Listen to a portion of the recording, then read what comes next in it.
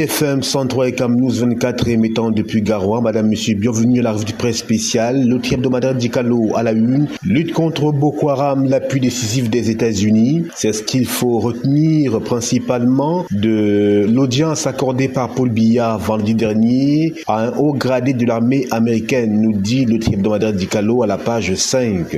Au nom du consensus, Tomaino Ndamjoya prête à retirer sa candidature. La candidate de l'Union démocratique camerounais, Hermine Patricia Tomano, épouse Ndamjoya, n'exclut pas le retrait de sa candidature si l'opposition venait à s'accorder sur le choix de l'oiseau rare, nous dit-on. Consensus à tout prix, le MRC interpelle les militants du FSNC et de l'UNDP. Le secrétaire général adjoint du MRC, Roger Justin Noah, exhorte les militants de l'UNDP et ceux du FSNC à exercer une forte pression sur leur leader au fin de coaliser, nous dit l'autre hebdomadaire Dicalo. Candidat consensuel, Joshua aussi prend ses distances. Invité sur la chaîne étrangère RFI, Radio France Internationale, le 19 septembre 2025, Joshua aussi s'est clairement exprimé sur l'actualité politique brûlante au Cameroun relativement au choix d'un candidat consensuel de nature à porter la voix de l'opposition face au président sortant Paul Biya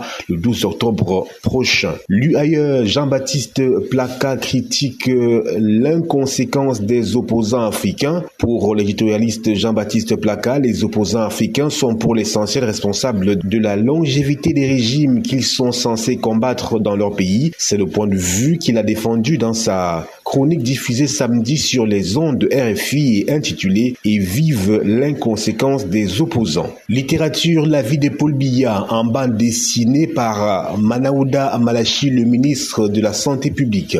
Insécurité dans l'extrême nord Cameroun, les États-Unis promettent un soutien pour combattre Boko Haram. C'est l'une des résolutions de l'audience accordée par Paul Biya à un haut gradé de l'armée américaine. Forces de défense et de sécurité, le MINDEF lance un vaste recrutement. En 6 années, le Cameroun importe pour 573,6 milliards de francs CFA d'équipements. Pénétrante ouest de Douala, travaux de recherche, reflashage à Bombank dans la région de l'Est Cameroun. Route Esse Hawaï Soa, déjà 76,21 km bitumés en septembre 2025, avec un linéaire de 76,21 km revêtu de béton bitumineux. L'entreprise CFEC se rapproche de l'objectif final du maître d'ouvrage, nous dit-on. Développement industriel, une nouvelle cimenterie inaugurée à Edea, Central African Cement, produira 1 million de tonnes par an. Route Yaoundé-Bonis, le BNTP répond au président du GCAM. Création d'entreprise, la stratégie du MINMESA pour enrôler des jeunes porteurs de projets via les réseaux sociaux. Sécurité des patients, l'Organisation mondiale de la santé veut prévenir les préjudices lors des soins pédiatriques.